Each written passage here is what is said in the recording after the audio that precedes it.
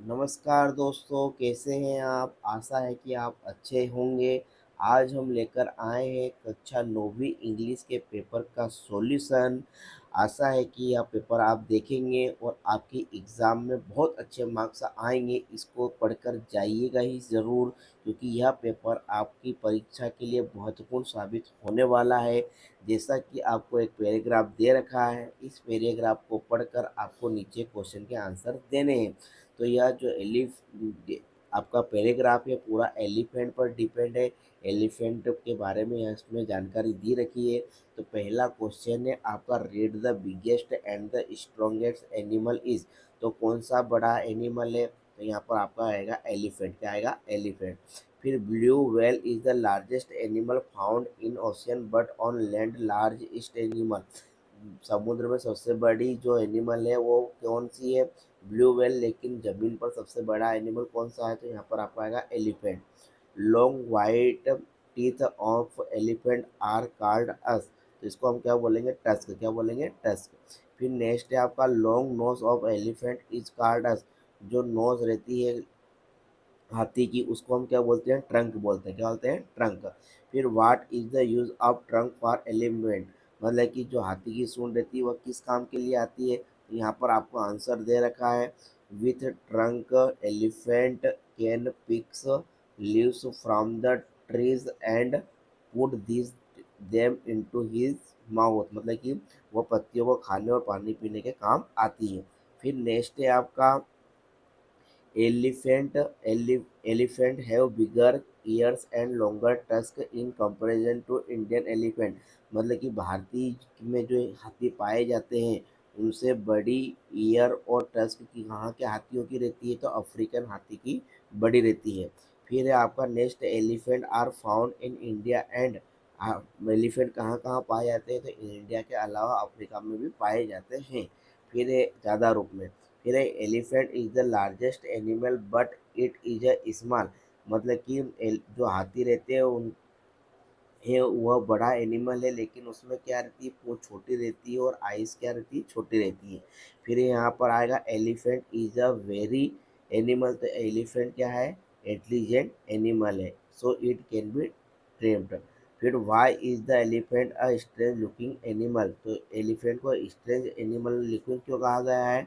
तो यहाँ पर नेक्स्ट आपका इसका आंसर आएगा, यहाँ पर it is a strange looking animal. यहाँ से it is a strange looking animal with its thick legs, large hanging years, small tell, little eyes, long white tusk and above all it long nose called us a trunk. इतना आपका answer आएगा। फिर है next वाला। तो यहाँ पर अगला क्वेश्चन है आपका, read the passage in given below and answer the question.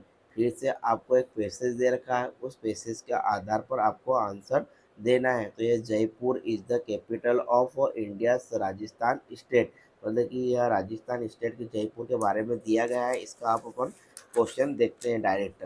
तो यहाँ पर आपका आ रहा है पहला question, the pairs of India is, the Paris of India is. तो यहाँ पर इंडिया का पेरिस किससे कहा गया है? जयपुर को कहा गया है। Old city of Jaipur is also called as. मतलब कि जयपुर की जो पुरानी सिटी है उसको क्या कहा जाता है? पिंक सिटी, गुलाबी शहर। फिर है next, the largest city of Rajasthan is. Rajasthan की सबसे बड़ी सिटी कौन सी है? तो आपका आएगा जयपुर। क्या आएगा? जयपुर।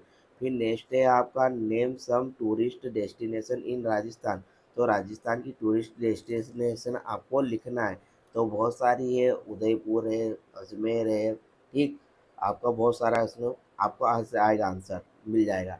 फिर अपन नेक्स्ट पे आते हैं, if you go to Jaipur which place you would like to visit here. यदि आप जयपुर गए हैं तो आपको कौन सी चीज़ आपको ज़्यादा पसंद आई है? तो यहाँ पे आप आंसर लिख सकते हैं, who plant the city Jaipur. तो मतलब कि इसका छठे का आंसर आपको आएगा, यहाँ पर दे रखा है छठे का answer, this is a very first well planned city across the country by a Vidyadhar Bhattacharya. Vidyadhar Bhattacharya ने प्लान की थी जयपुर सिटी को। फिर है आपका, ये Jai Mahal, Amber fort, Albert hall, museum, Jantar Mantar, Hawa Mahal, ये सब जयपुर सिटी में देखने लायक है। आपका नेक्स्ट ये वाला क्वेश्चन है। फिर आपका नेक्स्ट क्वेश्चन है, यहाँ पर हम आते हैं, find a word that is a similar to well known. तो वेल नाउन का अर्थ क्या आ जाएगा, फेमस, क्या आ जाएगा, फेमस। फिर है नेक्स्ट आपका, give a proper title of reading to the passage. इस पेसेज का प्रॉपर टाइटल लिखिए। तो यहाँ पर आ जाएगा, a glimpse of the glimpse into Rajasthan beauty. फिर नेक्स्ट है, find a word that is opposite to many of several.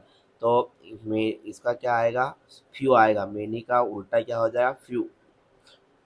ठीक, नेक्स्ट वाला क्वेश्चन है, find a word from the passage that is a related to past. तो past का क्या हो जाएगा, ओल्ड। ठीक, इसका रिलेटिव। फिर आपका है क्वेश्चन नंबर थर्ड।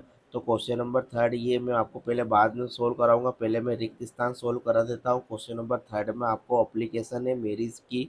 ठीक है, अब प्रश्न नंबर अपन 6 पे आते हैं, डायरेक्ट डू डायरेक्ट पे, फिर आपको ये बता दूंगा मैं।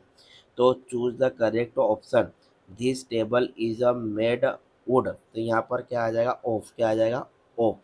फिर है, the bigger was sitting the bright. तो यहाँ ब्राइट, यहाँ क्या आ जाएगा, अंडर, क्या आ जाएगा, under. The bigger was sitting under the bridge. फिर है नेक्स्ट वाला क्वेश्चन अपन आते हैं। Next question, when when I came your dog barked me. तो यहाँ पे बीच में आ जाएगा टू, क्या आ जाएगा, टू।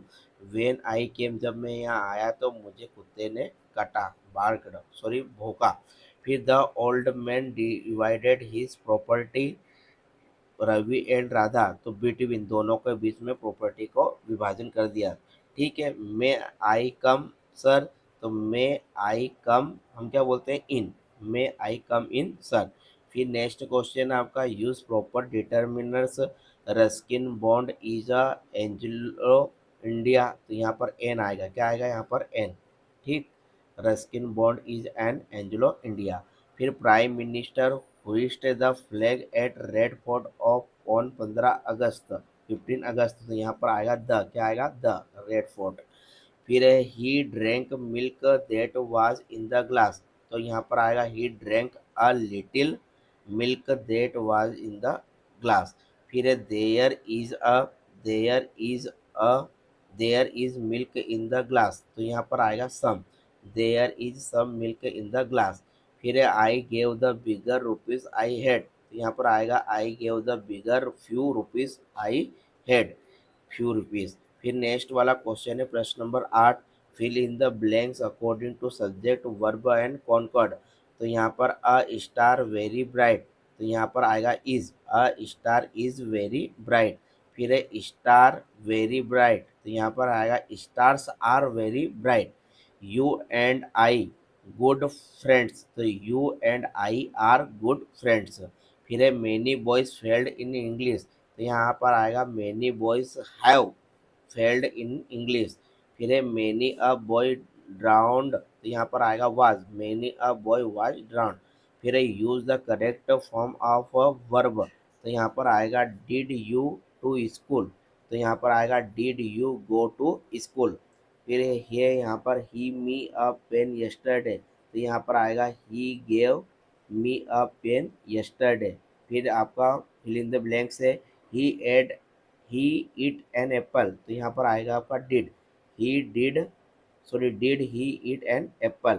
फिर नेक्स्ट क्वेश्चन है आपका, mangoes before my father went to office.